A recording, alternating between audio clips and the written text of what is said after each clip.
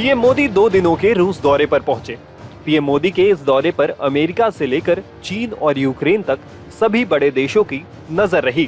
PM Modi के रूस दौरे से भारत रूस के संबंध और मजबूत हुए। भारत रूस के इस मजबूत होते संबंधों ने अमेरिका और पश्चिम देशों की चिंता बढ़ा दी है।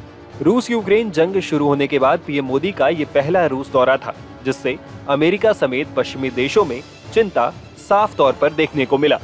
अमेरिका ने तो एक तरह से भारत रूस के इस बढ़ते संबंधों को लेकर चिंता जाहिर कर ही दी है।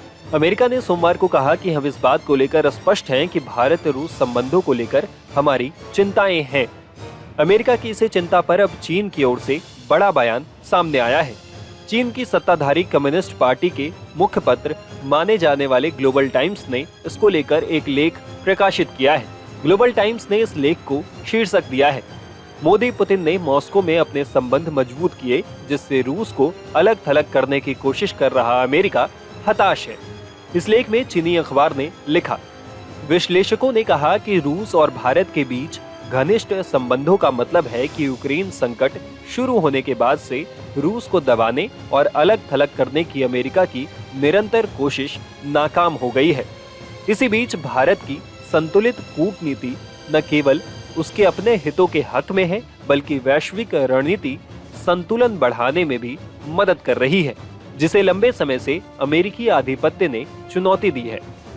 लेख में एक्सपर्ट के हवाले से आगे लिखा गया है, पिछले साल मोदी जब स्टेट विजिट पर अमेरिका गए थे, तब वहां उनका शानदार स्वागत हुआ था।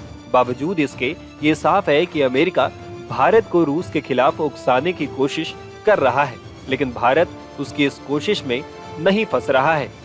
भारत की विदेश नीति की तारीफ करते हुए ग्लोबल टाइम्स ने आगे लिखा, रणनीतिक रूप से स्वतंत्र रहने की परंपरा वाला देश भारत अमेरिकी कूटनीति के झूठ से पूरी तरह वाकिफ है। भारत अमेरिका रिश्ता एक ऐसा रिश्ता है जिसमें दोनों को वही मिलता है जो उन्हें चाहिए।